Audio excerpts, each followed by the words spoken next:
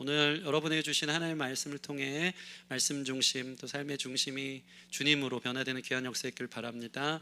성령의 메인 사람은 누굴까요? 말 그대로 성령 충만한 사람입니다. 성령 충만한 사람. 그러나 내 자아의 메인 사람은 자아 충만한 사람이죠. 내 욕심의 메인 사람, 욕심 충만한 사람입니다. 사람은 딱 두 가지입니다. 내 욕심, 내 죄에 매여 사는가 아니면 성령에 매여 사는가, 육에 속했는가 영에 속했는가, 어디에 매여 사느냐가 중요한 것입니다. 우리는 피조물이기 때문에 자유를 구가하며 살기를 원하지만 또 매입니다. 사실은 내 자유를 위해서 욕심껏 살아서 행복하려 하지만 그렇게 결정하는 거에 또 매여 있는 우리 자신을 보기 때문에 사도 바울은 항상 자기 스스로를 성령에 매여 있다, 이게 결정하는 거예요. 안 그러면 딴 데 매이니까. 여러분, 우리가 하나님을 예배하지 않으면 동시에 다른 것을 예배하고 있다, 확실한 겁니다. 우리는 무언가를 예배하고 쫓고 추구하고 사랑하고 거기에 매여 있게 되어 있다는 것이죠. 사도 바울은 일부러 자신을 그리스도 예수의 갇힌 자로, 메인 자로 자기를 거기에 딱 묶는 거예요. 내 충만, 내 자아 충만, 십자가 앞에 나아가서 내 정과 욕심을 못 받고 날마다 그리스도 예수 안에서 성령의 메인자로 살아가기를 힘쓴다. 이 사람들의 특징이 오늘 본문에 잘 나와 있는 것입니다. 오늘 본문을 통해서 여러분들이 오늘 우리에게 주어진 자유의 하루 아니겠습니까? 물론 뭐 나라와 민족과 문화와 상황, 국가적 상황에 따라 자유가 부과되는 게 다르겠지만 우리의 매일의 삶이 시간과 재능과 기회와 물질과 여러 가지 관계들 속에서 결정하고 선택하는 자유들이 열려 있는 거죠. 근데 그 자유를 어디에 매이려고 쓰시냐 이 말입니다. 쾌락에 매여 있는 사람, 쾌락이 줄 것 같다 생각하는 그 행복으로 인해서 살아가지만 결국 쾌락에 매인 사람은 행복하지 않겠죠. 우리는 항상 조심해야 되는 게 뭐냐면 가장 모르고 무식하다는 성경의 표현이 뭐냐면 내가 무엇을 모르는지조차 모르는 거예요. 이게 가장 무식한 겁니다. 그러니까 모르니까 그냥 사는 거예요. 무엇을 모르는지조차 모르는 거. 내가 뭘 모르는지 알잖아요. 그러면 그것을 알기 위해 힘쓰겠죠. 근데 인간은 전적 무지 속에 있다 보니까 하나님 나라와 영광, 복음, 성령의 메인 사람이 주는 자유에 대해서 모릅니다. 눈이 떠지는 게 되게 중요해요. 사도 바울은 이전에는 자기 욕심에 매여 살았어요. 그러자 눈이 떠지자 자기가 그동안 무엇을 모르고 살았는지를 깨달았죠. 그래서 주님을 알기를 힘쓰며 자기 욕심을 위해 살았던, 자기가 가졌던 모든 알량한 모든 가진 것들을 배설물처럼 여기고 주를 알기를 가장 고상한 거로 여겼다는 거죠. 우리가 주님을 알잖아요. 내가 몰랐던 게 많구나. 그러면서 주님 알아가는 것을 가장 고상하게 여기게 되어 있고, 내게 주어진 시간과 기회와 많은 열정들과 건강들을 주님께 매이기를 힘쓰는 사람이 되어진다는 것이죠. 여러분은 뭐에 매여 삽니까? 물질에 매여 삽니까? 성공에 매여 삽니까? 평판에 매여 삽니까? 내게 주신 자유를 그렇게 해서 행복을 위해서 살아갑니까? 우리는 몰라도 너무 모르는 것들이 많은 것 같아요. 그래서 행복하냐 이 말입니다.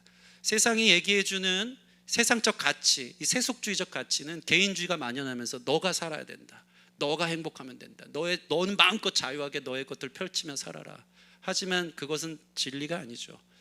진리를 알지니 진리가 너희를 자유케 하리라. 성령의 메인자가 자유하다.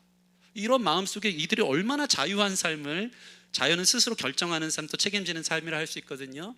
그러한 삶을 사는지 오늘 본문을 통해 한번 같이 생각해 보면 나 또한 내게 있는 자유를 다른 데 매이는 데 쓰지 말고 성령에 매이는 대로 쓰기를 결정하는 귀한 시간이 되기를 바랍니다. 2차 선교 여행을 이제 드디어 바울이 떠납니다. 원래 누구랑 가려고 그랬죠? 바나바랑 가려고 그랬는데 갈라섰죠. 그리고 나서 사도 바울은 육로를 쫓아 이 안디옥에서부터 위쪽 터키 지방 쪽으로 올라가기 시작합니다. 신라와 함께 걸어간 것입니다. 그런데 오늘 본문에 보니까 그들이 드디어 15장 41절 보면 수리아와 길리아로 다니며 교회들을 견고하게 하다가 16장 1절 같이 읽겠습니다. 시작. 바울이 더베아 루스드라에도 이르매 거기 디모데라 하는 제자가 있으니 그 어머니는 믿는 유대 여자요 아버지는 헬라인이라 라고 나와 있습니다. 드디어 루스드라와 더베까지 도착했습니다. 루스드라와 더베 많이 들어본 곳이죠. 1차 선교 여행 때, 거의 한 10년 전 선교 여행 때 거기까지를 마지막 기점으로, 거기서 막 이 사람 제우스다 헤르메스다 신적 소리도 듣고, 루스드라에 왔더니 유대인들이 이고니온이나 막 거기서부터 쫓아와가지고 돌로 바울을 쳐서 거의 다 죽은 줄 알아서 시외 밖에 시체를 갖다 버리는 현장이 바로 루스드라예요. 지금 바울이 10년이 넘어서 2차 전도 여행 때 육로를 따라 다시 돌아서 거기까지 온 것이죠. 지도 한번 보여주시겠습니까? 잘 보일지 모르겠어요. 자, 여기가 안디옥입니다. 안디옥 교회에서 1차 전도 여행 때는 신라가 아니고 바나바와 함께 이렇게 돌아갔어요. 여기서 이 토로스 산맥을 넘어서 이 내륙으로 들어가. 터키예요. 터키가 여러분 엄청 큽니다. 여기 보이는 이게 다 터키예요. 지금의 터키 지역을 선교한 거죠. 근데 2차 선교 여행은 한 번도 가지 않았던 이 수리아와 길리기아 쪽으로 돌아간 거예요. 이렇게 가서 1차 선교회 때 루스드라 더베가 보이는데 루스드라 더베까지 왔다 다시 돌아가서 여기서 배 타고 돌아왔는데 2차 때는 안 갔던 길로 갔다 거꾸로 루스드라 더베에 도착한 것입니다. 루스드라에서 돌 맞아서 거의 죽을 뻔했던 경험 속에서 지금 2차 선교행이 지금 거기까지 도착한 것입니다. 그런데 거기서 한 사람 디모데라는 사람이 갑자기 등장합니다. 2절 말씀 같이 읽겠습니다. 시작. 디모데는 루스드라와 이고니온에 있는 형제들에게 칭찬을 받는 자니 라고 나와 있습니다. 이 1절 말씀을 보면 이 디모데는 아빠는 헬라인이고 엄마는 유대인이다. 근데 믿는 여자, 개종한 유대인, 유대교에서 예수님으로 믿는 유대인, 아빠는 헬라인이었던 것이죠. 근데 이 디모데는 루스드라와 이고니온에서 그 형제들에게 칭찬받는 참된 제자였다라고 나와 있습니다. 알고 봤더니 10년 전에 사도 바울이 루스드라에서 돌 맞고 내쫓김을 당해서 죽어 있는 사도 바울이요. 그때 바울이 죽었다가 일어난즉을 부활했다라는 표현을 정확하게 써요. 그러니까 하나님 죽은 자를 살린 겁니다. 거의 죽었다가 살아난 바울이 엄청난 또 영적 체험들이 있었겠죠. 돌에 맞아서 죽은 줄 알았으니까 죽었다 살아난 바울이 놀라운 건 정신을 차리고 도망친 게 아니고 다시 루스드라로 들어가요. 거기서 이틀을 더 묵고 더베 가서 또 교회를 세워요. 그러니까 유대인들은 돌로 던지고 나서 바울 죽었다고 아마 자기 길들로 돌아갔을 거예요. 위험천만한 그 상황에 또 돌아가서 거기서 어떤 일이 벌어지냐면 제자들이 엄청 세워져요. 죽은 바울이 살아나면서 또 주의 복음을 전할 때 그때 가장 유력하게 세워진 바울의 최애 제자가 된 사람이 바로 이 디모데입니다. 거기서 다시 돌아가서 디모데의 집에서 한 이틀 3일 묵으면서 세례도 주고 예수를 믿기 시작해요. 그 디모데가 지금 10년이 지난 뒤에 다시 갔더니 어떤 사람이 됐다고요? 루스드라 이고니온의 형제들에게 칭찬받는 교회의 리더가 됐다. 엄청난 열매가 있게 된 것입니다. 바울은 디모데가 이렇게 잘하고 이렇게 멋지게 성장한 것을 보면서 3절 보니까 어떻게 하죠? 같이 한번 읽겠습니다. 시작. 바울이 그를 데리고 떠나고자 할새 말미암아 그를 데려다가 할례를 행하니 이는 그 사람들이 그의 아버지는 헬라인인 줄 다 알미라. 디모데가 잘 컸고 그와 함께 아까 얘기한 터키 내륙 지방으로 다시 한번 돌아가고 싶었어요. 안 갔던 교회들. 그때 디모데를 합류시킵니다. 바울도 있었고 신라도 있었겠죠. 디모데를 같이 데리고 가면 매우 좋겠다. 왜냐하면 그는 루스드라와 이고니온 쪽에서 칭찬받는 이미 유명한 사람이었기 때문에. 근데 바울이 데리고 갈 때 고민이 하나 있었어요. 그게 뭐냐면 디모데가 아빠가 헬라인이었기 때문에 할례를 행했다 안 했다? 할례를 받지 않았다는 것이죠. 근데 여러분, 저와 여러분들 잘 아는 것처럼 사도 바울의 전도 전략은 제일 먼저 어딜 가죠? 도착한 즉 회당에 갑니다. 먼저는 유대인에게요, 나중은 헬라인에게로다. 이방인이 아니라 유대인 회당에 가서 구약을 성경을 조목조목 설명해 주면서 예수님이 그 예언한 메시아다 하면서 유대인들이 돌아오기를 힘썼다는 거죠. 근데 디모데를 데리고 유대인 회당 중심으로 또는 유대인 개종자를 중심으로 선교를 할 때 걸림돌이 된 것 같아요. 디모데는 뭐다? 유능한 리더지만 할례를 행하지 않았다는 것이죠. 유대인들이 생각할 때, 자, 회당에 왔어요. 바울은 원래 바리새파 중에 바리새파고 이 할례를 행하고 모든 율법을 다 지켰던 사람이기 때문에 랍비의 티켓이 있었던 것 같아요. 올라와서 말씀을 전할 수 있었던 거죠. 디모데의 유능한 연설을 좀 세워주려고 했는데 유대인들의 회당에 가면 디모데가 연설할 수 있는 기회를 얻겠습니까? 못 얻겠습니까? 못 얻는 거예요. 왜? 당신은 무할례자이기 때문에. 걸림돌이 된다, 핸디캡이 된다라는 게 느껴진 거예요. 심지어 유대인들 개종자들, 예수님을 믿은 유대인들을 양육할 때도 뭔가 그 앞에서 디모데 목사님이 와서 자기들을 가르치지만 이 유대인들은 뼛속까지 보수적이고 자기는 할례를 받았는데 왜 디모데 목사는 받지 않았지? 이게 걸림돌이 되고 뭔가 불편할 수 있는 거예요. 겉으로는 티를 안 내도. 그러면서 별로 리더십이 세워지지 않고 디모데가 이 유대인들을 가르치기에는 많은 이 부작용들이 있겠다 라는 모습들이 있으니까 지금 뭐합니까? 바울이 유대인으로 말미암아 그를 데려다가 뭐래요? 할례를 행하니. 저는 이게 너무 충격적인 게 바울이 데리고 가서 할례를 하자 할례를 행하자 하니까 디모데도 그렇게 할게요. 여기서 중요한 건 뭡니까? 나는 이미 바울은 얘기했어요. 할례를 받든 안 받든 구원에 문제는 없다. 나는 헬라인 아빠고요. 난 요 세계에서 잘 복음 전하고 있었고 예수님 잘 믿고 있었는데 왜 저를 굳이 할례를 행합니까? 하면서 반기를 들었을 수도 있어요. 불편해요, 힘들어요, 저 자유해요, 이렇게 살아도 괜찮아요 했겠지만 사도 바울이 기꺼이 너 그 권리를 포기해. 너 헬라인으로 자유하고 구원받을 수 있지만 앞으로 사역할 때 그게 문제가 될 수 있으니까. 하나님은 중심을 보지만 사람은 뭘 보죠? 외모를 본다. 사람 이게 되게 중요한 것 같아요. 사람은요 그렇게 다 이제 뭐 중심이 중요하고 하나님의 은혜가 중요하고 하지만 사람들은 뭘 봅니까? 그 사람이 가진 가방끈 오늘 목회자들도 똑같지 않습니까? 그 사람이 어떤 혈연인지 그리고 어떻게 생겼는지 뭘 잘하는지 자꾸 외적인 조건들을 봅니다. 교회에서도 뭐 대형교회 이제 막 면접 같은 거 볼 때도 사실은 요즘 외국에 유학 갔다 오지 않으면 대형교회 목사들도 되기가 쉽지가 않죠. 다 조건과 상황들을 본다. 이것들의 핸디캡이 없도록 할례를 행하라. 그게 별로 비본질적인 거지만 사람은 외모를 보기 때문에 기꺼이 그렇게 하라라고 얘기했고 디모데가 그것을 응하고 있는 것입니다. 일부러 시험거리를 주지 말자, 사람들 마음 다치게 하지 말자. 여러분 이들은 사실은 할례를 안 해도 되고 해도 되고 다 자유입니다.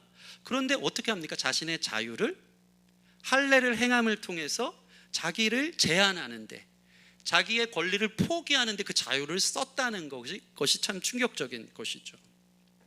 오늘날 많은 사람들은 아까도 이야기한 것처럼 자기 마음대로 자기가 하고 싶은 대로 억압과 속박을 벗어나는데 자기 자유를 쓰고 싶어 해요. 자기 권리 주장을 해서 어떻게 하면 좀 더 자유로울까 하는 게 오늘날 많은 사람들의 이야기입니다. 자유는 다 그거라고 생각해요. 이 여성의 인권을 말하는 페미니스트들의 자유는 뭡니까? 다 자기 중심적이죠. 여자로서 남성으로부터 소외되고 권리를 주장받지 못했던 것, 평등하지 못했던 것들에 대해서 외치는 나의 자유를 구가하고 얻기 위해서 외치는 것이 이 시대의 자유의 외침이죠.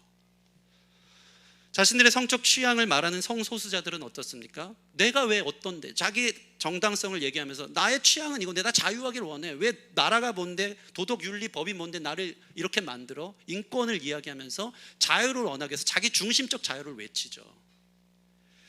자신들의 부당한 근로조건이나 이 개선을 위한 노동조합자들의 자유, 이 모든 자유는 그들이 뭐 잘잘못을 떠나고 뭐가 윤리적으로 문제가 있고 안 있고를 떠나서 제가 얘기하고 싶은 요지는 자기 자신의 자유를 위한 외침이 이 시대의 모든 사람들의 자유의 삶을 위해 추구하는 것이라는 거죠.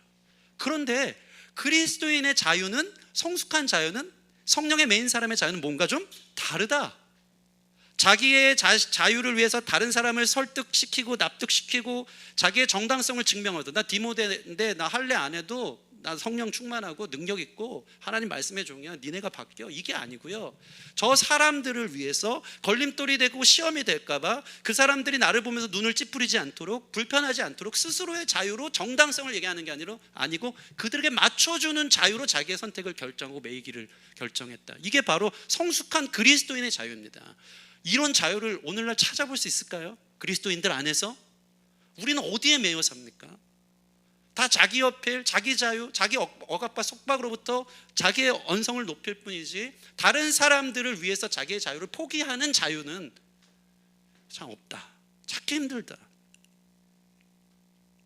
여러분, 이들은 왜 그토록 자신들의 권리를 포기하면서까지 스스로의 자유를 매는데 결정을 했을까요? 한마디로 복음을 전하기 위해서입니다. 사도 바울의 경우 복음이 자기를 정말 자유하게 했기 때문에 더 많은 사람을 얻게 해서 여러분들이 생각하는 자유를 위해서 산들 여러분은 거기에 매이는 존재가 될 겁니다. 예를 들어서 뭐 성소수자들이 얘기한 나는 이거의 자유를 원해, 내 마음대로 내 쾌락의 극대화를 위해서 이렇게 살아갈 거야 하지만 사실은 거기에 매이는 거죠. 계속 죽어가죠. 우리는 무엇을 모르는지조차 모르는 거예요. 내 마음대로 자유를 구가하며 살면 행복할 줄 알지만 그 쾌락에 매여서 결국에는 생명까지 죽어가고 병들고 아파지는 걸 몰라요. 근데 사도 바울은 깨달은 거예요. 나도 내 자유와 행복을 위해서 마음껏 살 때, 나 스스로의 욕심과 충만한 자아 속에서 살았을 때 그게 나를 자유케 못했다. 진짜 자유는 예수님 믿었을 때다. 이 사람들이 이걸 가르쳐주고 싶어서 자기의 권리를 포기하면서까지, 이게 복음입니다. 예수님만이 여러분을 자유케 합니다. 예수 안에 진짜 행복이 있습니다. 매여 있다라는 것은 거기 속했다는 거고, 속했다는 것은 사랑한다는 것이거든요. 예수를 사랑할 때 우리가 삽니다. 이것을 가르쳐주고 싶어서 자기의 자유를 권리 포기의 선택으로, 이것이 바로 성령의 메인 사람들의 모습이다. 뭐 때문에? 사람을 얻기 위해, 복음을 잘 증거하기 위해. 여러분, 우리 예수님에 대해서 한번 생각해 볼까요? 예수님처럼 자유로운 분이 없습니다. 그분은 참 신이십니다. 근데 예수님은 당신의 선택의 자유를 자기 자신을 위해 쓴 적이 없습니다. 왜요? 우리를 사랑하니까. 하나님께서 예수님을 이 땅에 보내실 때 저 가기 싫어요, 예수님 이 땅에 오시지 않을 자유가 있습니까? 없습니까? 있습니다. 안 와도 됩니다. 나 결정 안 할래요. 권리 주장할 수 있어요. 만약에 그랬다면, 당신의 권리를 기꺼이 포기하지 않았다면 이 땅에 예수를 믿고 참된 자유와 생명을 얻어 구원받은 사람이 있을까요? 그렇지 않았죠. 예수님의 권리 포기의 자리, 그 권리 포기는 어떠한 포기까지 됩니까? 우주보다 더 크신 분이 인간의 모습으로 오셨다. 독수리는 그 작은 새장 안에 날 수 없는 창공을 날아야 되는데 날 수 없는 새장 안에 갇히면 일주일을 못 산대요. 날개를 뻗고 날아야 되거든요. 그 작은 새장 안에 내 자유가 있는데 날아야 되는데, 예수님은 어디에 갇혔다고요? 독수리가 새장에 갇힌 수준일까요? 우주보다 크신 주님이 기꺼이 권리를 포기하고 인간의 모습으로, 특별히 그 거룩하신 하나님이 죄인의 모습으로 오셨다. 거기에 당신을 속박하고 가두는데 그 자유를 썼다. 왜? 우리를 사랑해서, 우리를 구원하려고. 그게 더 중요한 가치니까, 그게 더 행복하니까, 그게 더 기쁘니까. 바울은 이것을 깨달은 거예요. 디모데에게 가서 할례하자. 힘들겠지만, 안 그래도 되지만 어떻게 하려고? 사람을 얻으려고, 그들에게 진짜 복음의 자유를 가르치려고 자신의 권리를 포기하고 해야 될 것들을 희생한다. 여러분, 이러한 성숙한 자유가 그리스도인들 안에 있기를 주님의 이름으로 소원합니다. 고린도전서 9장 19절 말씀 같이 한번 읽어볼까요? 시작. 내가 모든 사람에게서 자유로우나 스스로 모든 사람에게 종이 된 것은 더 많은 사람을 얻고자 함이라. 다 자유하지만 뭘 선택해요? 스스로 종이 되길 선택한다. 유대인들의 걸림돌이 되지 않기 위해 그들의 사상과 생각에 복종하고 종속하는 거예요. 할례 안 해도 되지만 할례 한 사람만 너희들이 받아주니 그래, 그럼 내가 할례 행할게. 이러한 성숙한 자유. 제가 자주 하는 얘기지만 단적인 예로, 많은 그리스도인들이 그리스도인임에도 불구하고 요즘 이 시대 문화 속에서 술을 너무나도 즐기고 사랑하는 것들을 봅니다. 요즘 술에 대해서 자꾸 얘기하는 단적인 얘기 때문에 한국 사회는 술과 함께 살아가지 않습니까? 근데 술을 너무 사랑해요. 그래서 자신이 그리스도임에도 불구하고 술을 마시는 권리를 주장하고 싶어서 하는 말들이 뭐죠? 어디 성경에 술 먹지 말라고 했냐? 술 취하지만 말라 그랬지. 늘 이들이 얘기하는 거는 뭐예요? 궁극적 목적, 내 자유를 위해서 성경을 들이대서 내가 하고 싶은 걸 정당하게 하고자 하는 자유를 원하는 거예요. 그래서 술은 먹고 싶지, 정당성은 얻고 싶지. 그러니까 어디 성경에 마시지 말라 그랬는데 취하지만 말라 그랬죠. 제가 성경 많이 보니까요, 바울 사도가 디모데에게 편지 쓰는데 디모데가 간이 좀 안 좋고 속이 안 좋으니까 밤마다 좀 술을 좀 쓰라. 디모데도 약주를 먹으면서 밤마다 그거 한 잔 먹고 잠들었다. 숙면에 엄청 좋다 하면서, 야, 성경에 술 마시는데 왜 못 마시게 하냐 라고 하면서 자기의 자유를, 성경을 들이대서 성경 위에서 자기가 그것을 조정하면서 난 술 마셔도 돼요, 자기 권리를 주장하기는 한다는 것이죠. 근데 제가 항상 물어봅니다, 그들에게. 반대로 술을 안 마시고 마시는 것은 당신의 자유이지만 만약에 복음을 위해 기꺼이 안 마시라 하면 안 마실 수 있는가? 그거에 있어서는 대답을 잘 못합니다.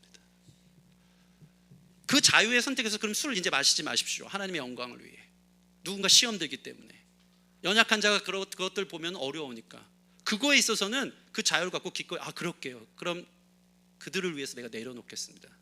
권리 포기하는 자유를 선택하는 사람은 못 봤어요. 자기 정당성만 증명하기 위해서 성경을 들이대면서 하고 싶은 자유를 누리기만 하죠. 그러나 진정한 성숙한 자유는요, 남들을 생각하며 다른 사람을 얻고자 해서 내게 당연하고 내게 별로 문제가 되지 않음에도 불구하고 그것들을 내려놓을 수 있는, 다른 사람의 시선을 의식해서 다른 사람 연약한 자가 시험 들까 봐 내 행동 거지를 좁게 조심하게 만들어가는, 스스로를 속박과 억압에 가둬놓는 그 선택의 자유가 사실은 성령의 메인 사람의 진짜 자유다. 이거 할 수 있습니까? 할 수 있는 저와 여러분들이 됐으면 좋겠습니다. 신앙도 교회도 자기 자신만을 위해 다니지 말고 다른 사람을 살리기 위해서 예수님처럼 살아갈 수 있는, 권리 포기를 선택할 수 있는 성령의 메인 사람이 되길 바랍니다. 고린도전서 10장 32, 33절 같이 읽겠습니다. 시작.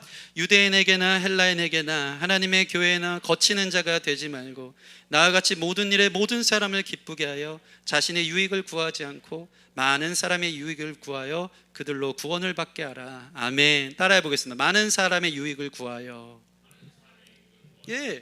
거치는 자가 되지 말고, 자기 유익을 구할 수 있지만 많은 사람의 유익을 구하기 때문에 내 것을 내려놓는다. 오늘 사모님 기도하는데, 물론 부부니까 뭐 주중에 얘기를 나눴냐 하겠지만 제가 딱 한마디 했어요. 당신 이번 주 기도네. 기도 준비하더라고요. 근데 오늘 기도 내용은 마치 제 말씀 속에 들어와 있는 것처럼 뭐 매일매일 이 찬양이랑 너무나도 잘 맞고, 오늘 말씀에 이 얘기한 것처럼 매일의 삶 가운데 자기의 유익을 구하지 않고 많은 사람들을 위해 자기를 맞춰가는 것들에 대한 또 기도들. 너무 가끔은 기도 듣다 보면 이분을 설교자로 세워야 됐고 내가 사부님으로 잘 모셔야 되지 않나 하는 생각이 들 만큼 너무 일치하죠. 어딜 가나 사도 바울은 디모데와 함께 유대인들에게 가서는 유대인처럼 행동했고 헬라인들에게 가서는 헬라인처럼 행동하며 그들을 어떻게 해서든지 한 사람에도 얻게 하려고 복음 안에서 자유하게 그 모든 결정들을 하는 것을 봅니다. 성경 한 절 더 볼까요? 고린도전서 9장 12절 말씀 시작. 다른 이들도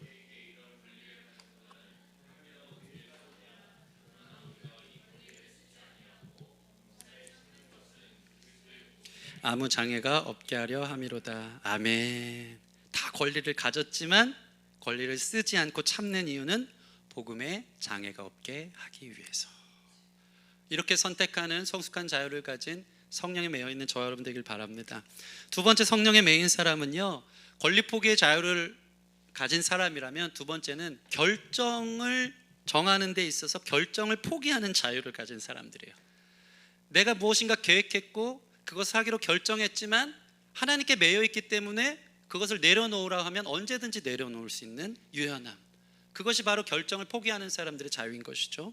자, 사도 바울 일행이 이제 디모데를 데리고 아시아 쪽으로 말씀을 전하러 가려고 합니다.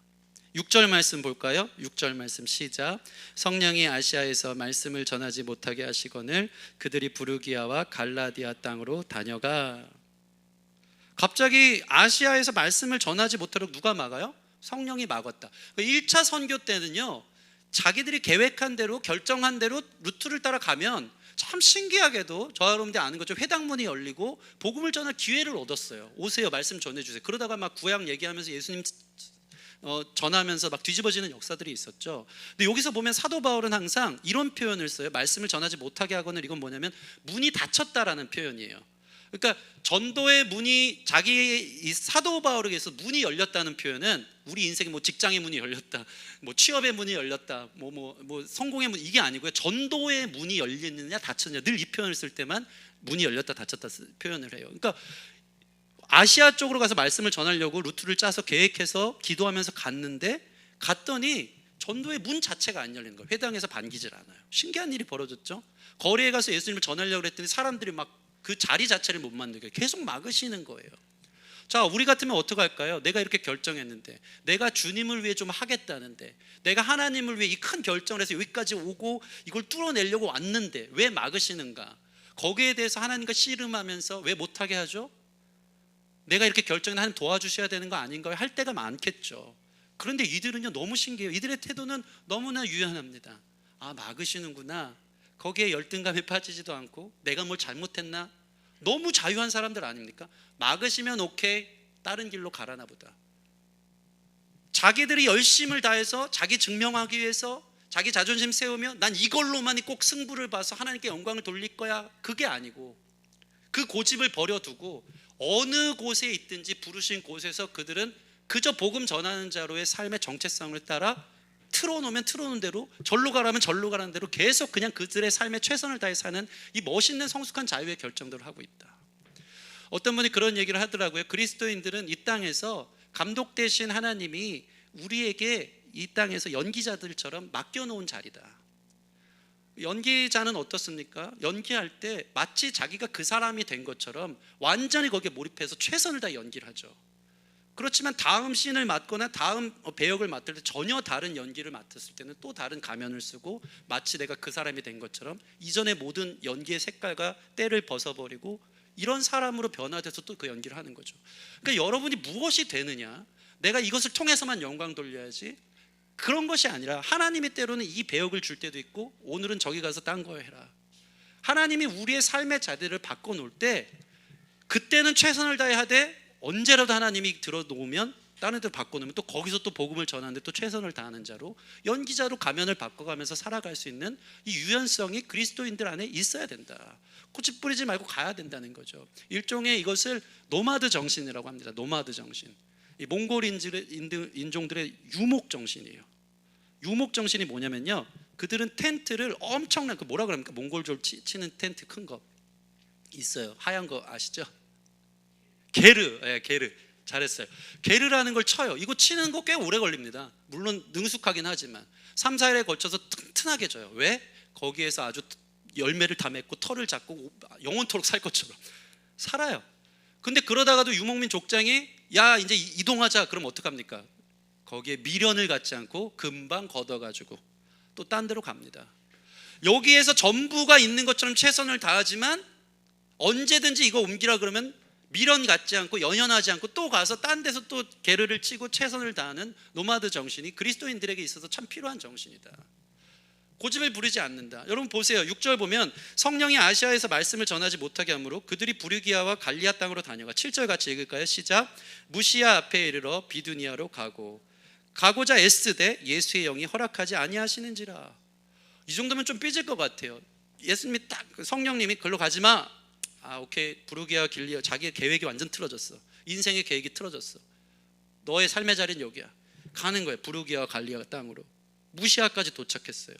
무시아에서 비두니아로 가고 싶었어요. 이들은 늘 거점이 큰 도시 중심으로 갔어요. 비두니아는 오늘날로 말하면 터키의 이스탄불이 있는 수도 지역, 너무 큰 도시예요. 하나님이 막으시더니 우리를 무시아까지 오게 해서 이제 비두니아로 가게끔 하려나 보다 했는데 거기선 누가 또 거기 가려고 또 애써요. 이게 나의 삶의 자리인 줄 잘 몰라요. 하나님이 우리를 어떻게 인도하시는지 그분의 크심을 다 모르지만 신뢰해서 또 애쓰는 거예요. 어떤 삶의 자리가 우리 삶을 기다리고 있을지 몰라요. 그렇지만 거기 갔는데 또 예수의 영이 허락하지 않아요. 근데 또 삐지지 않아요. 그럼 또 딴 데로 가라나 보다. 또 우물을 파는 거예요. 이 그리스도인들이에요. 하나님이 우리 삶에 감독되고 주인 되기에, 축구선수 감독이 너는 오늘 골키퍼 봐. 골키퍼 제일 싫어하잖아요. 전 싫어요. 앞에서 최고 공격수가 돼서 골을 넣고 싶은데요. 왜 나를 골키퍼를 시킵니까? 감독이 계속 넌 골키퍼 잘하게 돼 있어. 골키퍼 잘할 것 같아. 싫어요. 삐지지만 골키퍼 시키면 골키퍼 하는 거예요. 그랬다가 넌 오늘 레프트 윙을 봐. 그러면 윙을 보는 거예요. 그 역할에 충실하면서 또 최선을 다해 애쓰되 또 막으면 또 삶의 자리를 살아간다. 이것이 바로 내 모든 결정을 포기하는 자유예요. 왜? 그 길 가운데 하나님의 뜻이 있기 때문에. 지도 한번 볼까요? 제가 좀 설명을 해드릴게요. 이 전에 거 한번 다시 보여주시겠습니까? 이게 2차 전도 여행인데 여기가 아까 얘기한 것처럼 다 터키 지역이에요. 터키 지역. 터키 지역인데 아시아 지역으로 전도를 하고 싶었어요. 근데 사실 엄밀히 얘기하면 소아시아입니다. 소아시아는 이 밑에 지역을 이야기해요. 이들이 안디옥에 도착해서 이쪽으로 가려고 그랬는데 하나님이 막으시는 거예요.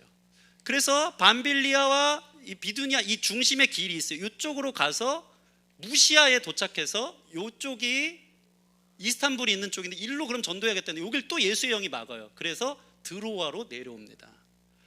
이들은 이해할 수 없었을까? 왜 우리는 소아시아로 못 가게 했을까? 여기 큰 도시들이 많은데. 제가 성경을 추적하면서 연구해 본 결과 놀라운 일이 있어요.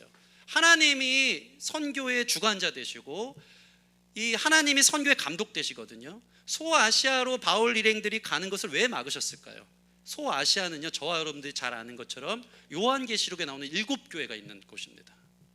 거기는 누가 이미 하나님께서 그를 보내셔서 그 교회를 감독하게 하셨죠? 사도 요한의 편지가 이미 그곳을 복음으로 새롭게 하고 있었던 거예요. 하나님의 큰 전략 속에 너희는 지금 소아시아 갈 필요는 없어, 더 필요한 곳이 기다리고 있다 라면서 그들을 다른 길로 인도한 거예요. 그러니까 저희 아까 지도 보면 소아시아 지역을 한번 이거 말고 다른 거 한번 보여주시겠습니까? 네, 이게 이 소아시아 지역을 빨간 게 보일지 모르겠어요. 7교회가 여기 다 있어요. 에베소 교회, 서머나 교회 들어봤을 거예요. 버가모 교회, 두아디라 교회, 사대 교회, 빌라델비아 교회, 라오디게. 이 요한계시록의 7교회를 향해서 하나님이 말씀하시는 게 있거든요. 이미 사도 요한을 통해 여기는 목회하고 있었어요. 편지가 도착했어요. 그러니까 하나님의 전략 속에는 사도 바울이 그 열정이 있지만 이들은 또 꺾어 놓으면 또 거기서 또 열심을 다하는 너무나도 말을 잘 듣는 제자들이었기 때문에 니네 글로 가지 마, 전략적으로 이 중심으로 가서 이스탄불은 왜 못 가게 했는지는 모르겠어요. 이거 복음이 막히게 하신 것 같아요. 일부러 왠지 모르겠어요. 지금의 터키 지역 수도 내려가. 그러니까 놀라운 일이 있어요. 유연하잖아요. 열심히 하다가 놀러가, 말을 너무 잘 듣잖아요. 말을 잘 듣는 사람에게 하나님이 계속 말씀해 주신다.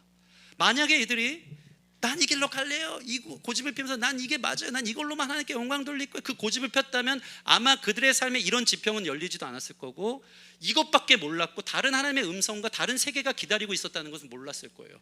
이것뿐이었다. 제가 사실 이런 고집이 좀 많습니다. 이런 고집. 물론 그때그때 저도 하나님의 사인이 있기 때문에 버티고 견디고, 사실 개척교회 5년 동안 사실 개척 처음에 할 때는 막 맨날 제가 그런 얘기 한 적이 있는 것 같아요. 3년을 목표로 한다. 들어보신 분이 있을 거예요. 우리 개척 멤버 3년이 지났는데 성도들 별로 변화가 없다, 이거 하나님 문 닫으라는 사인인 줄 알고 하겠다 했는데 어쩌다 지금 5년까지 왔지. 네.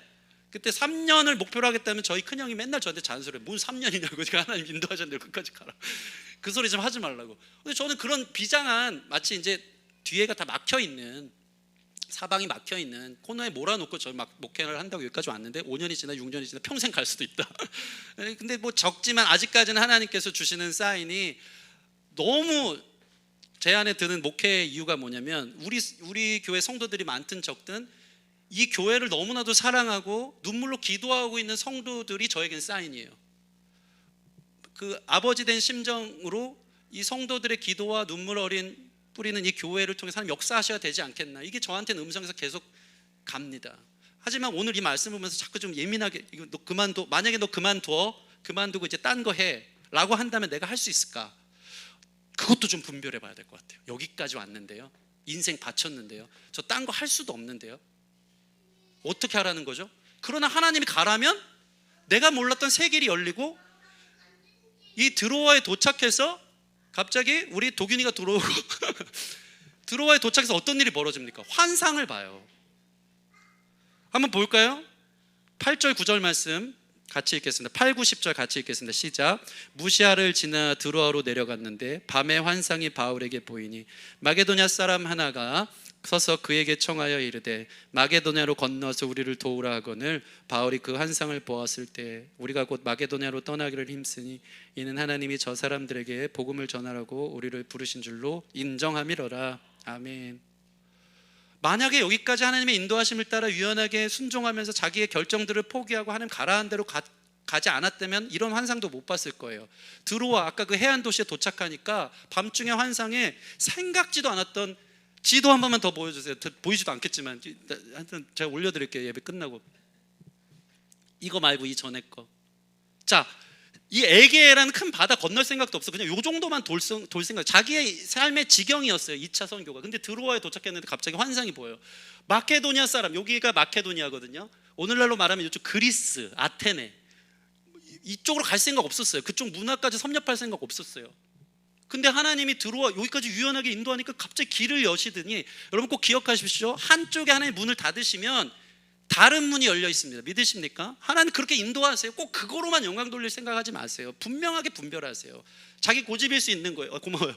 근데 환상을 보고 생각지도 않은 곳에 마케도니아 사람, 옷도 막 마케도니아 문화의 옷을 입은 사람들이, 처음 보는 옷을 입은 사람이 깜짝 놀랐다. 우리 와서 우리를 도와주세요, 도와주세요. 환상을 본 거예요. 그러니까 이게 뭐지?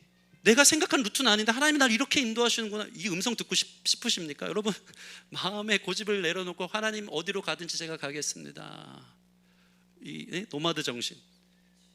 그래서 갔더니 빌립보, 데살로니가, 베레아, 이 아테네, 그리스, 이쪽에 보면 이제 불가리아 막 이런 데 다 나와요. 그쪽까지 하나님이 선교의 길을 열어 놓으셨다. 여러분이 목숨 거는 그 무언가가 사실은 목숨이 하나님 앞에 달려있기 때문에 때로는 하나님이 그것을 완전히 브레이크를 걸고 다른 데 가라 그래도 과감히 내려놓을 수 있는 믿음, 그러한 자기 결정을 포기할 수 있는 자유자들, 그것을 고집하고 그것을 하나님 앞에 설득시키고 난 이거여야만 되는 게 아니고 하나님은 나의 감독이기 때문에 축구선수 뛰라면 뛰라는 대로. 저는 이 본문 보면서 되게 놀란 게 뭡니까? 7절 보면 비두니아로 가고자 애쓰되 길이 틀어졌는데 그 자리에서 또 열심히 애를 써요. 근데 10절 보면 바울이 그 환상을 보았을 때 우리가 곧 마게도냐로 떠나기를 힘쓰니, 또 하나님이 사인 주니까 삶의 자리에서 애쓰면서 죽어라고 살다가 하나님이 옮겨놓으니까 거기 삐지고 나 안 할래 하는 게 아니고 또 힘써요. 가기를 힘쓰니 또 그 역할에 최선을 다해요. 그러면서 마케도니가 열리고 10절 말씀 마지막 부분 한번 띄워주세요. 이는 하나님이 저 사람들에게 복음을 전하라고 우리를 부르신 줄로 인정함이로라. 따라해 보겠습니다. 인정하다. 네. 인정? 인정. 인정하다. 하나님이 나를 이렇게 놓구나. 그럴 수 있지. 인정. 예, 하나님 인정합니다. 저는 이거여야만 됐는데요, 내가 이 직장 들어가려고 최선을 다했는데요, 제가 이걸로만 먹고 살고 하나님께 영광 돌리려고 최선을 다했는데요, 어떤 사람이요, 나는 가수거든. 그래서 나 가수여서 하나님이 이 목으로 자기는 평생 하나님께 영광 돌리는 이 멋진 꿈을 꿨단 말이에요. 아름다운 꿈입니다. 근데 하나님이 갑자기 성대 결절을 딱 주셨어. 그 사람에게 시험이 들겠죠. 제가 하나님 평생 찬양하는 게 내 목으로 찬양하려는데 왜 성대 결절 주셔서 가수의 삶을 포기합니까? 거기에서 삐져 있는 게 아니고 진짜 하나님이 원하는 사람, 성대 결절 주셨어? 나 이걸로만 영광 돌리려고 했는데 또 다른 길이 있나? 아니어도 괜찮아요. 그럼 다른 거 할게요 하면서 인도하시는 대로 또 힘쓰고 애쓰는 이 멋있는 삶의 모습. 제가 인도네시아 선교를 간 적이 있는데, 팔렘방 지역을 갔는데 거기 선교사님에게 영성이 뭔지에 대해 배웠어요. 영성은 한결같은 태도거든요. 어떤 상황이 오든지. 저희는 그 인도네시아 선교를 준비하려고 3개월 전부터 막 사물놀이 준비하고 스킷 드라마 가서 복음 전하려고 막 예수님 역할하고 막 사탄 역할하고 거기서 막 승리하고, 이거를 팔렘방 지역에 진짜 산 넘고 물 건너 막 칼로 그 산길을 쳐가면서, 넝쿨들을 쳐가면서 뚫고 가야 길이 열리는 그런 곳이었어요. 거기를 제가 또 기타를 좋아하지 않습니까? 무슨 정신에 다들 막 힘들게, 근데 뭐 장구 들고 꽹과리 들고 하는데 저는 기타 메고 막 거기 산길 뭐 이러면서 아직도 생각나요. 젊었을 때 20대 후반에 갔습니다. 어떤 마을에 도착했습니다. 날이 너무 좋았어요. 선교사님이 막 뭐 이렇게 꽹과리를 치듯이 뭐 하니까 아이들이 막 그 사방팔방에서 모여드는 거예요. 인도네시아 아이들이, 그 부족 아이들이 모였어요. 그래서 이제 준비한 사물놀이를 막 신나게 했어요. 하나님 영광 받으세요. 우리 아이들이 예수님 믿었으면 좋겠습니다. 그러고 나서 이제 마지막 스킷 드라마, 그게 복음이거든요. 이 아이들이 복음 전하러 왔잖아요. 이거 위해 3개월 전부터 준비했잖아요. 막 헌신하면서 왔는데 복음 전하려고 스킷 드라마 딱 음악 틀고 있는데 갑자기 비가 소나게 막 오면서 스킷 드라마가 못하게 됐어요. 제가 마음이 너무 상하는 거예요. 야, 이걸 위해 여기까지 왔나? 하나님 이거 하이라이트 아닙니까? 예수님 전해야 되는데요, 아이들한테 이걸 전해야 복음이지 않습니까? 왜 막습니까? 비가 오니까 막 다 젖고 막 아수라장이 된 거예요. 애들 막 집에 가려고 그러고. 그때 선교사님을 보면서 제가 영성을 배웠어요. 선교사님이 그러더라고요. 갑자기 아무렇지 않게 장비를 혼자 들어가지고 옆에 있는 어떤 이렇게 그 큰 창고 같은데 계속 옮겨요 혼자. 선교사님 뭐 하세요? 비 오니까 들어가야죠. 상처도 안 받아. 비 오니까 들어가야죠. 예? 아이들 몇 명 남았으니까 같이 들어갑시다. 그 창고 안에서 그 뜨거운 여름에 막 땀 냄새가 막 나는데 아직도 그 광경이 잊혀지지가 않아요. 다 아이들이 모였는데 너무 좁아요. 아무것도 할 수 없었어요. 거기서 기타 하나 잘 들고 갔죠. 당신은 사랑받기 위해 태어나, 그냥 이 찬양하는데 하나님 막 임재하시고 아이들은 막 너무 기뻐하고, 우리가 준비한 그 무엇보다도 더 큰 은혜들이 그 가운데 있었어요. 그러면서 선교사님이 그 얘기를 하시는 거예요. 하나님이 비 오면 비 오는 대로, 날이 좋으면 날이 좋은 대로 그냥 그 길을 가는 거죠. 제가 그거 보면서 아, 이게 영성이구나. 상황과 환경 되지 않는 걸로 눌리고 막 의기소침하고 한 게 아니고 이끄시는 대로 거기서 또 최선으로 부르신 삶의 자리에서 또 주님을 위해서 꼭 그게 안 돼도 괜찮아. 그러한 놀라운 자유의 모습들이 이 선교사님을 보면서 제 안에 느꼈고, 오늘 사도 바울의 일행이 그렇기 때문에 하나님께서 쓰기에 너무나도 편안한 사람들, 하나님의 제자들이 된 것을 보게 됩니다. 말씀을 마치기 원합니다. 여러분, 오늘 말씀을 통해서 그리스도인들이 성령에 매여 있다는 것에 대해서 우리 자신을 좀 다시 한번 돌아봤으면 좋겠습니다. 사도 바울 원래 고집도 셌고 성격도 불같았지만 그는 하나님 앞에서 권리를 포기하는 사람으로, 복음을 위해서, 또 복음을 위해서 자신이 결정한 것까지 포기하는 사람으로 자신의 자유를 쓰는 성숙한 사람이었다. 바울 스스로가 늘 예수 안에 갇혔고 성령에 매여 자기 자신의 삶을 완전히 하나님께 드림으로 진짜 사실은 자유한 삶을 살았다. 우리가 이것들을 좀 생각하면서 우리 삶의 자유를 위해서 하나님을 이용하고 막 이것들을 하면서 하나님 막을 때는 막 그것 때문에 섭섭하고 화가 나는 게 아니라 하나님의 새로운 길이 있겠지. 하나님 믿고 완전히 맡겨드리고 다 이해할 수 없을 때라도 그렇게 주님 안에 거할 수 있는 참된 성령의 사람, 성령 충만한 사람들이 되기를 주님의 이름으로 축원합니다. 나에게 주신 자유를, 복음을 위해 권리를 포기하고 결정을 포기하는 자유를 경험하는 참된 성령의 사람들 되기를 소원합니다. 우리 같이 찬양하고 기도하는 시간 가졌으면 좋겠습니다. 따스한 성령님 함께 좀 찬양하겠습니다.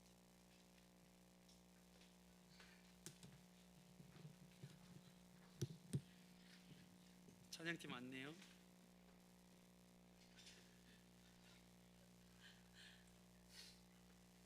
큰 힘을 대었어.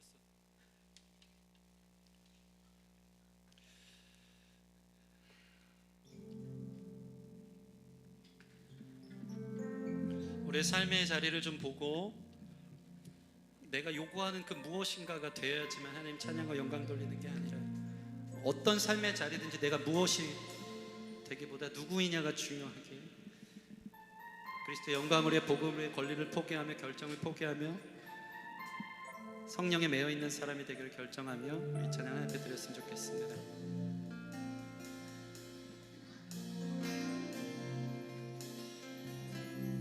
따스한 성령님, 따스한 성령님 마음으로 보내 내 몸을 감싸며 주어지는 편안함 만족함을 느끼네. 사랑과 진리에 사랑과 진리에 한 줄기 빛 보내 내 몸을 감싸며 주어지는 편안함 그 사랑을 느끼네. 부르신 곳에서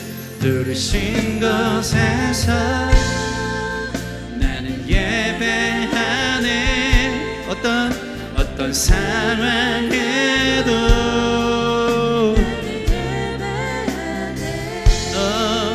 부르신 곳에서 나는 예배하네.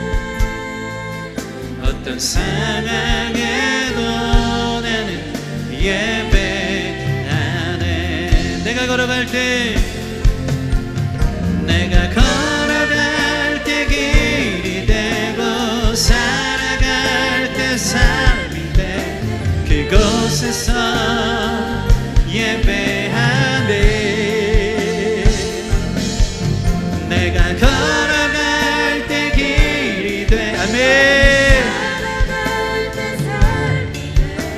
그곳에서 예배하네. 내가 걸어갈 때 길이 되고 내가 걸어갈 때 길이 되고 걸어갈 때 삶이 되고 그곳에서 예배하네. 내가 걸어갈 때 길이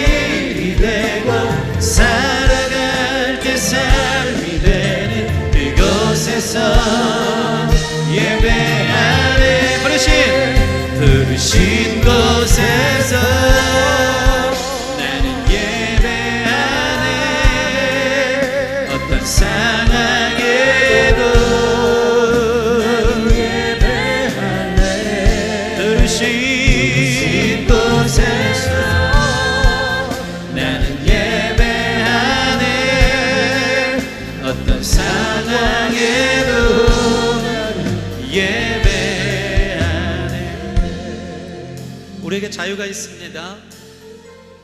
자유롭게 선택하는 모든 것이 나 중심적 내 권리를 주장하고 내가 결정한 것을 하나님이 꼭 이렇게 해주셔야만 되는 자기 스스로에 갇힌 결정이었다면 진정한 행복과 기쁨과 삶의 의미가 어디에 있는지, 성령에 매여 있는 자로 자신의 권리를 포기하기도 하고 꼭 그 길이 아니어도 내가 이 길로만 하나님께 영광 돌리고 이렇게 돼야지만 하나님 기뻐하실 것 같다라는 자신의 고집들을, 그 주장들을 내려놓고 아니야 하나님이 오르셔, 이 믿음으로 바라보는 태도 아닙니까? 거기에 진짜 삶의 자유가 있다. 새로운 길들 속에 하나님이 우리에게 주시고자 하는 음성들이 들리고 너가 무엇이 되기보다 누가 되느냐, 하나님의 음성을 잘 듣고 가라면 가고 멈추려면 멈추고 어느 곳에든지 애쓰고 힘쓰는 복음의 사람, 그런 사람들을 하나님이 기다리신다. 그러한 성령에 매여있는 나 자신의 욕심과 내가 하고자 하는 걸로만 살아가기 위해서 하나님을 이용하는 수준이 아니라 성숙한 자유의 결정들, 복음을 위해서 예수님처럼 그렇게 살아갈 수 있는 우리의 삶의 자리가 된다면 잘 안 돼도 두려워하지 않습니다. 뭐가 막혀도 괜찮습니다. 눌리지 않습니다. 하나님 뜻이 있겠지. 그 친밀한 진짜 자유가 거기 있는 거예요.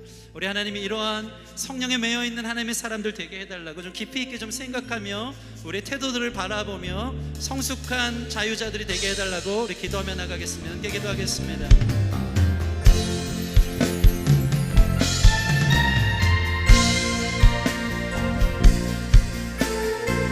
듣기 원합니다. 알기 원합니다. 아니, 알지 못해도 걷기 원합니다. 인도하신 자리에서 또 애쓰고 또 최선으로 삽니다.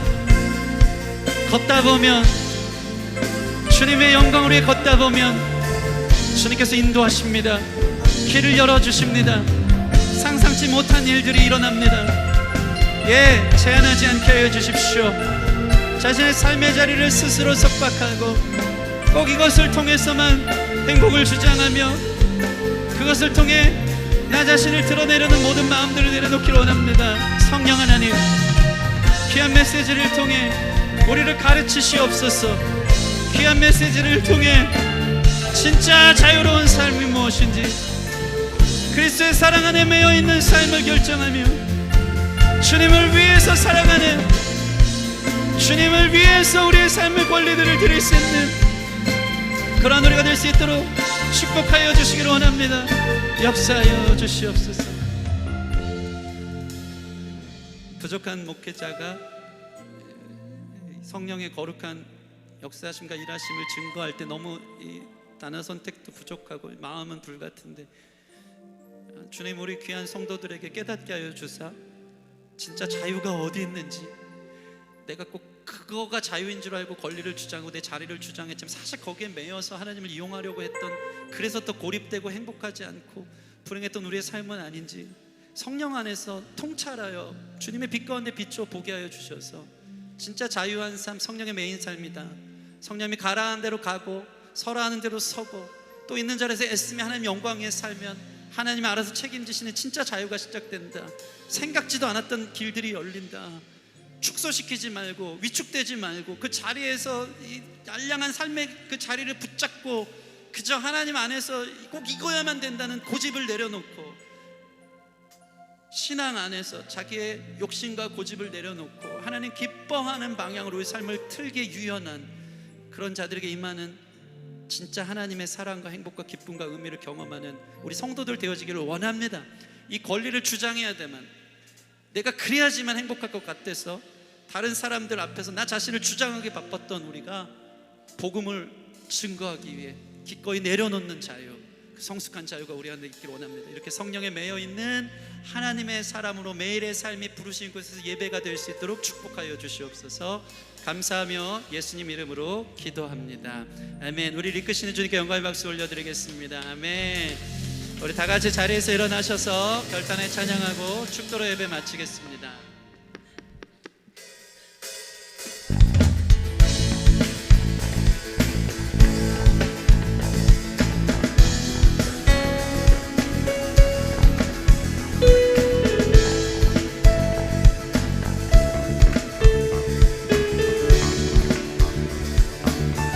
주님의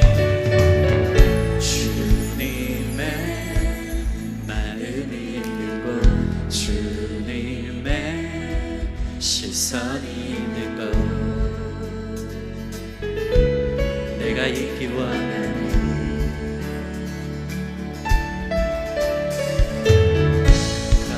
광야에 꽃을 피우시고 사막에 강물을 내시는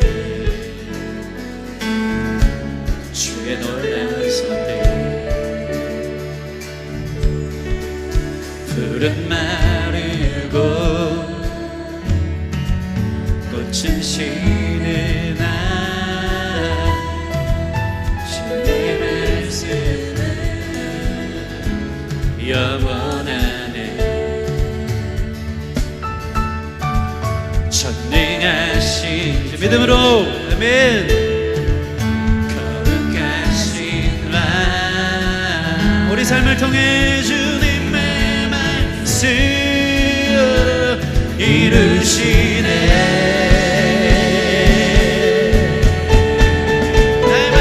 나의 맘 주의 선전이 되어 영원한 주의 말씀을 향해 주의 마음 있는 곳으로 나의 삶 주의 말씀을 따라 이루신 주의 나라를 향해 주의 시선 있는 곳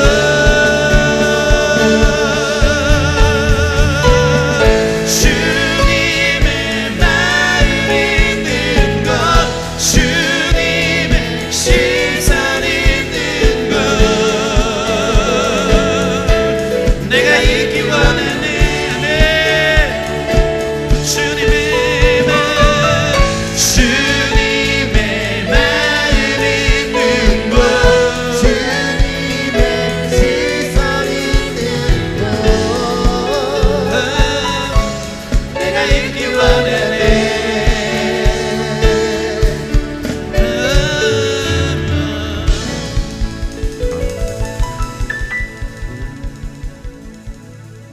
성령님 감사합니다. 오늘 예수의 영이 이곳 가운데 충만하고 우리를 지도하시고 인도하사 당신의 비달에 조명하여 주셔서 우리 마음의 동기를 보게 하시니 감사합니다. 나 자신을 증명하는 삶, 나 자신의 평판이 중요한 삶, 내가 성공하는 삶을 위해 내게 허락된 자유로 자신의 권리만을 주장했고 꼭 이 길로만 하나님께 영광 돌려고 했던 자기가 신이 되고 자기가 결정을 했던 모든 잘못된 자유를 우리 자신의 무능을 깨달아 하나님 앞에 내려놓습니다. 진짜 자유는 성령 안에 매일 때 진리 안에 자유케 되는 줄 믿고 우리 삶을 주님 앞에 물질과 함께 담아 드립니다.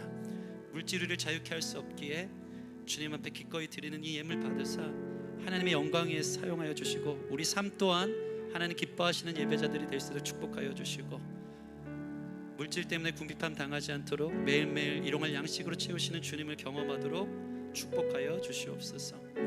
이젠 우리 주 예수 그리스도의 은혜와 성부 하나님의 크신 사랑과 성령의 내주교통 충만 위로 깨닫게 하시는 역사가 오직 주의 사랑에 매여 오직 주의 성령에 매여 나의 권리와 결정을 포기하고 참된 자유와 기쁨 가운데 살아가기 원하는 기쁨에게 성도들 머리머리 위에와 이들의 삶과 미래, 가정과 학업과 직장과 사업 위에 열방 가운데 흩어져 선교하는 선교사님들의 삶과 사역 위에 이제로부터 영원토록 함께 있을지어다. 아멘.